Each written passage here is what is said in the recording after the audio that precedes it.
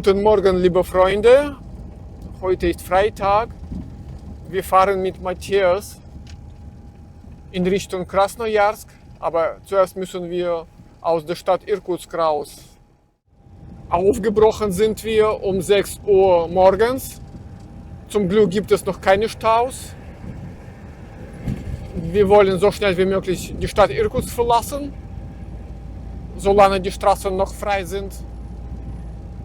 Und bei der weiteren Fahrt besprechen wir mit Matthias einige Fragen und ihr könnt dabei etwas Neues und Interessantes erfahren. Bleibt gerne dran. Los geht's. Hallo Matthias, wie geht es dir? Hast du ausgeschlafen? Hallo Juri, ja. So mehr recht wie schlecht. Also geschlafen gut, dank dir, deiner Gastfreundschaft. Aber zu wenig eigentlich. Aber wir mussten aufstehen, wir müssen los, dass wir pünktlich ankommen in Krasnojarsk. Ich hätte eine Frage. Was muss man beim Wolga-Start beachten? Und wie ist dein Wolga heute gestartet? Vom Prinzip her war ich sehr zufrieden, dass er sofort gestartet ist. Aber ich habe leider beim Schock einen kleinen Fehler gemacht. Ich habe ihn zu schnell zurückgenommen.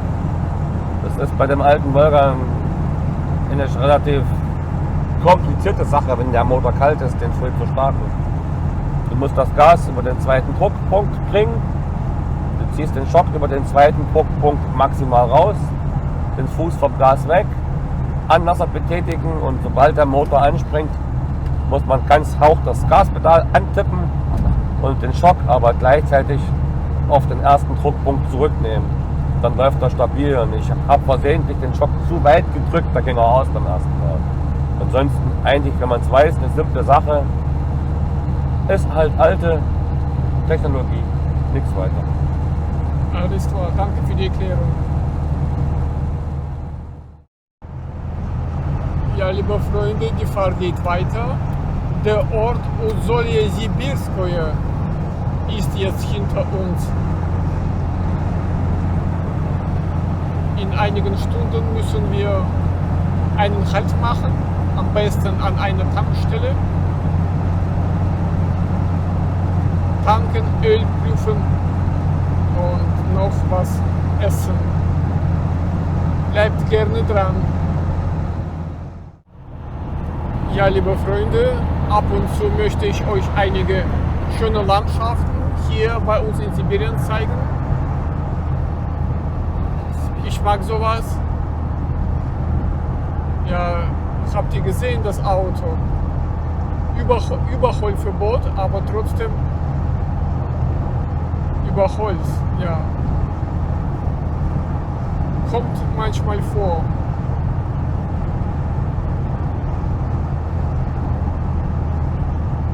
Bei uns gibt es auch sehr viele Raser in Russland. Dabei gibt es auch viele Kameras, aber es sieht so aus, die Autofahrer haben keine Angst vor den Kameras. Man verletzt trotzdem das Gesetz, die Regeln.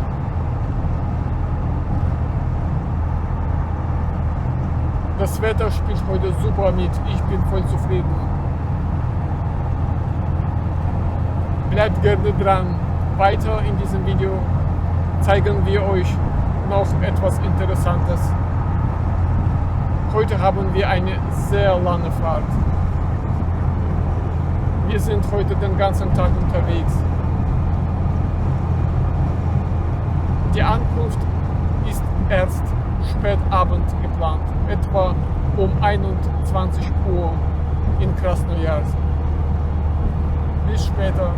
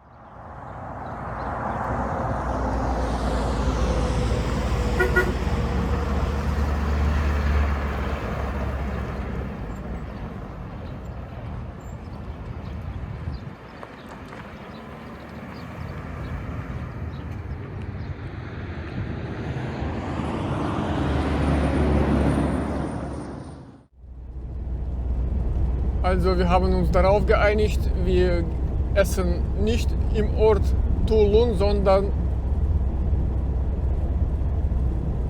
in der kleinen Stadt Sima. Der Name bedeutet Winter. Ja, das ist so ein komischer Name. Sima heißt der Ort. Aber wir fahren nicht in die Stadt rein, sondern essen auf der Autobahn. Etwa alle 100 Kilometer gibt es eine gute Kantine, Gaststätte, Raststätte und zu erkennen sind sie ganz einfach. Dort stehen meistens viele LKWs, das ist ein gutes Zeichen. Die Küche muss gut sein. Aber kostet Geld, ja. Wenig. Und der Preis ist auch preisgünstig, ja. Und das Essen ist auch preisgünstig. Und solche Gaststätten auf der Autobahn haben immer Kundschaft. Ja, vor uns fahren viele LKWs. Ja, wir haben jetzt Pause, haben richtigen Hunger. Hier unterwegs haben wir eine nette Kantine gefunden, gehen jetzt da rein, zu verkosten, was dort angeboten wird. Ja, wir sind mit dem Essen fertig. Gekostet hat uns der Spaß etwa 500 Rubel pro Person, das sind etwa 5 Euro. Matthias hat gerade Öl nachgefüllt. Was? Ja, wir haben etwa Ölverbrauch auf den jetzt fast 1500 Kilometern von etwa 350 Milliliter. Ist normal. Alles normal. Also die Reise verläuft soweit gut. Hoffentlich bleibt es weiter so. Bis später. Ja, wir sind schon kurz vor Toulon in einem Dorf. Jetzt beginnt eine sehr lange Stau. 1 Stunde lang müssen wir hier stehen. Etwa ungefähr. Verdammte Scheiße, ehrlich gesagt. Tut mir leid. 1 Stunde warten ist vorbei und wir sind immer noch bei dem Bahnübergang. Die Güterzüge pendeln alle 2 Minuten. Aber wir sind schon dabei, diesen Bahnübergang, diesen verfluchten Bahnübergang endlich zu passieren. 1 Stunde haben wir verloren. Wir stehen kurz vor dem Ort Toulon. Endlich haben wir das geschafft. Aber über 1 Stunde haben wir verloren. 1 Stunde 10 Minuten.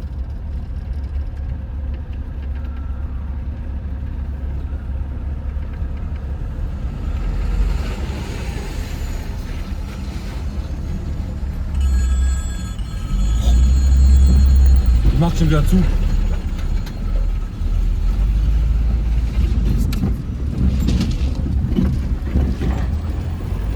Es klingelt schon wieder, aber wir sind durch, Gott sei Dank. Was haben wir vielleicht Glück gehabt?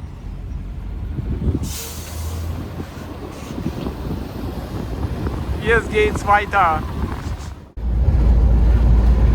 Das ist der Stau im Gegenverkehr.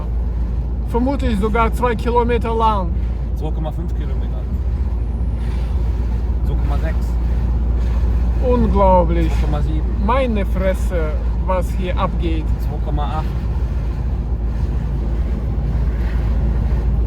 2,9. 3 Kilometer. 3,1. 3,2. 3,3. Noch mehr, also vermutlich 3,5. länger als 3 Kilometer lang. 3,6 haben wir schon. 3,7 Kilometer. Matthias hat gezählt, die Staulänge beträgt 6,2 Kilometer. Und das ist Alltag, das ist keine Ausnahme. Sowas passiert hier fast jeden Tag. Alle LKW-Fahrer hassen diesen Bahnübergang. Wir sind jetzt in der Stadt Toulon, machen hier einen kurzen Halt. Matthias möchte was zum Tee trinken kaufen im Geschäft Magnit. Draußen ist sonnig, ziemlich warm, ich schätze mal plus 10 Grad Celsius.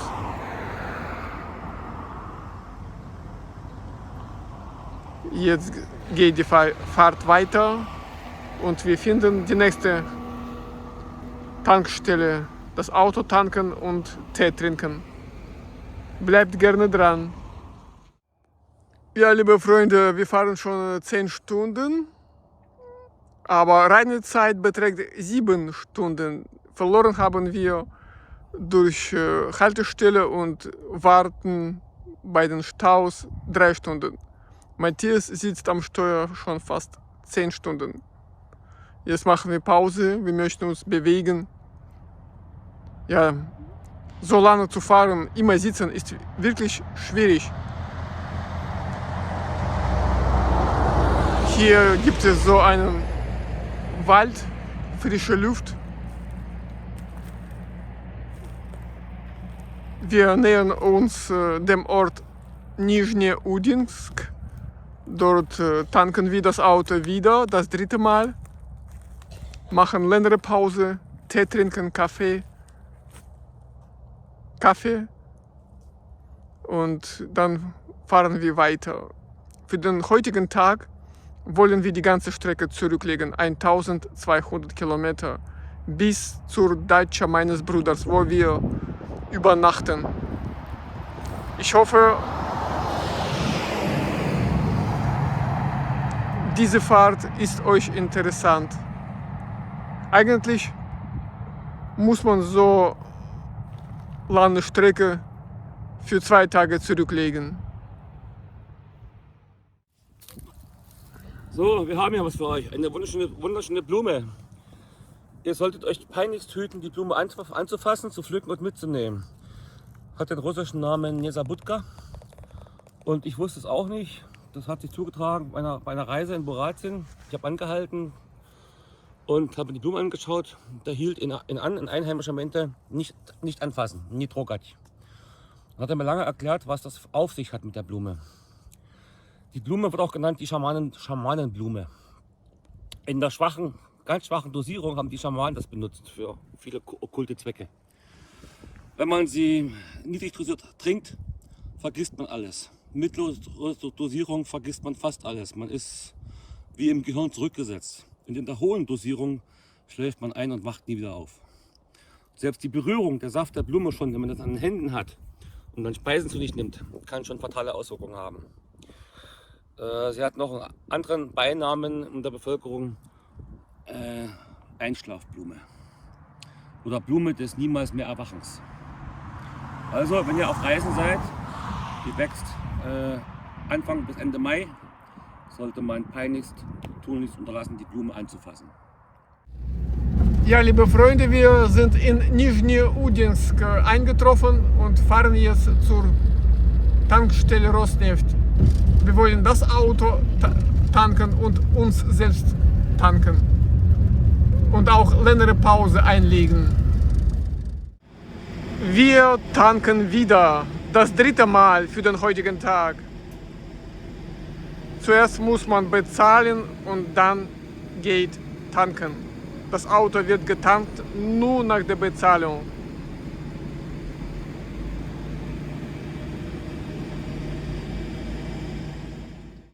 Ja, unsere Fahrt geht weiter. Die nächste große Stadt heißt Taichet. Etwa in 2 Stunden müssen wir diesen Ort erreichen, so hoffe ich mindestens. Wir haben immer noch gutes Wetter. Damit möchte ich euch die Landschaft hier in der Region Irkutsk zeigen. Die Stadt Nischneudinsk haben wir schon verlassen. Wir haben uns ein bisschen ausgeruht. Guten Abend, liebe Freunde. Wir sind immer noch unterwegs. Die Stadt Taizhet ist hinter uns. Es wird allmählich dunkel.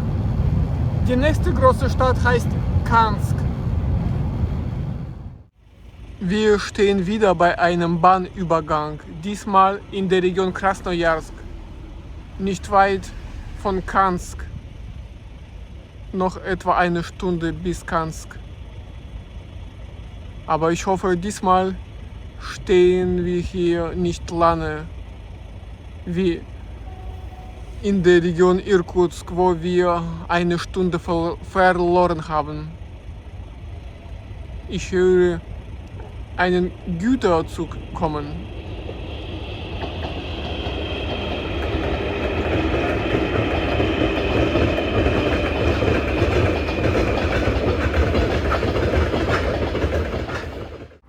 Es ist Abend.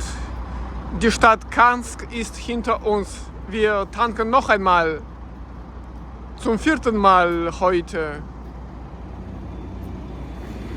Wir machen noch eine Pause, Kaffee trinken und dann schnell bis Krasnojarsk. Noch etwa 3 Stunden Fahrt. Matthias ist sehr müde. Wir sind schon 14 Stunden unterwegs. Unglaublich. Das wird ein Rekord sein.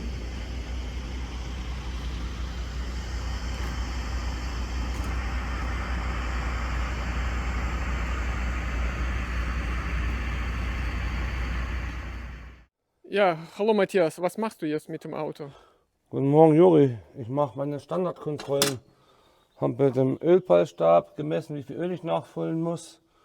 Jetzt muss ich auch noch ein bisschen den Dreck wegmachen, weil der immer das Problem hat, diese Dichtung hält nicht ganz dicht, die muss neu. Dass es hier ein bisschen süffig wird, weil ich nicht möchte, dass da irgendwas reinfällt. Mit dem Tuch abwischen und jetzt füllen wir erstmal Öl auf. Wir haben insgesamt auf den fast knappen, das muss ich rechnen, 800 fahre ich noch.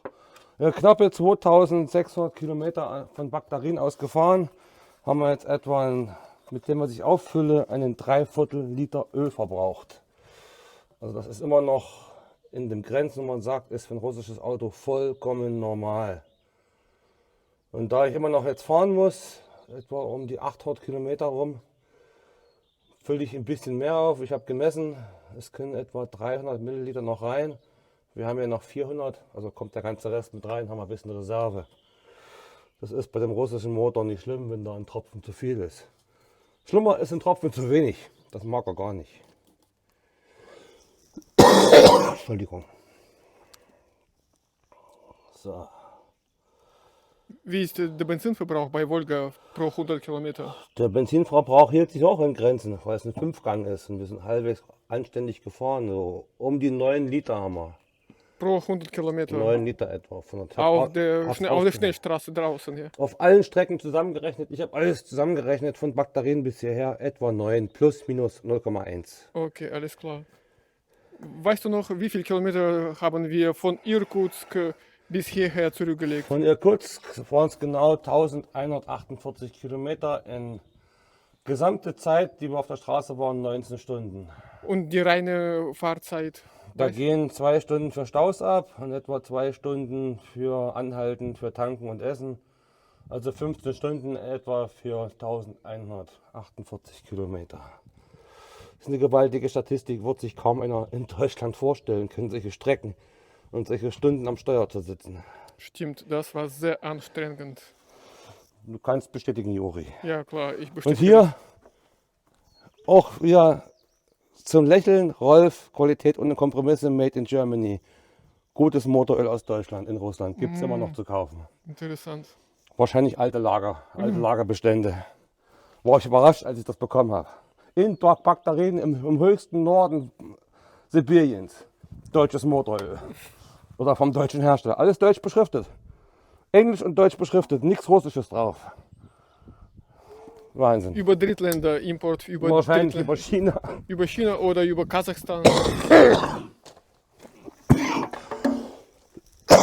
Entschuldigt, ich habe noch ein bisschen Husten von dem vielen Staub auf den Wegen.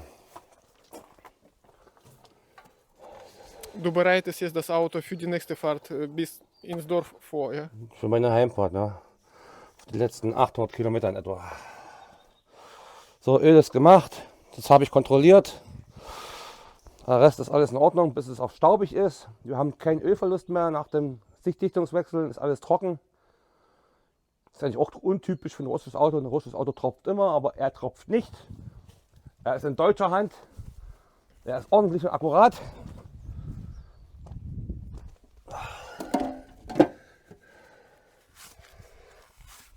So. Und jetzt bin ich eigentlich einsatzbereit. Alle Kontrollen durchgeführt, Betriebsstoffe aufgefüllt. Letztes Gebet zum Allvater und starten. Kannst du die Geschichte von gestern erzählen, wo wir Volga 24 gesehen haben, schleppend das japanische Auto? Das war ein absolutes Bild für Götter. Wir auf der Schnellstraße und plötzlich sehen wir rechts einen Schleppkonvoi. Aber war noch nicht zu sehen, wer wen schleppt. Nur, dass hinten ein Japaner dran hängt. Und Toyota. Und wir kommen so auf die Höhe, wo man es sieht. Ein alter Volga, ein 20er Volga, schleppt den modernen Japaner ab. Das war ein Bild für Götter. Ich habe nur geschrien, Juri, nimm die Kamera und nimm das auf. Es war zu spät, wir waren vorbei. Das war so ein riesiger ein Einblick zur Freude für mich, dass ein Volga einen Japaner abschleppt. Russische Power schleppt japanischen Schrott. Ja, bei solchen langen Reisen erlebt man in Russland bestimmt immer etwas, ja. Immer, es ist immer. Es wird nie langweilig auf solchen Reisen. Du kannst ja selber bestätigen, was wir alles gesehen haben. Genau. Wir haben auch viele Unfälle gesehen, wo wir nicht geschafft haben, die Kamera so schnell zu ziehen, wo wir vorbeigekommen sind, wo LKWs im Straßengraben lagen oder anderes. Also du erlebst immer irgendwas. Im Schnitt auf 100 Kilometer hast du irgendwo ein Erlebnis, wo du sagst entweder wow oder wo du sagst, Himmels Willen, was ist das für ein Mist. Einerseits war die Reise anstrengend, aber das hat wirklich Spaß gemacht. Das kann ich bestätigen, ja.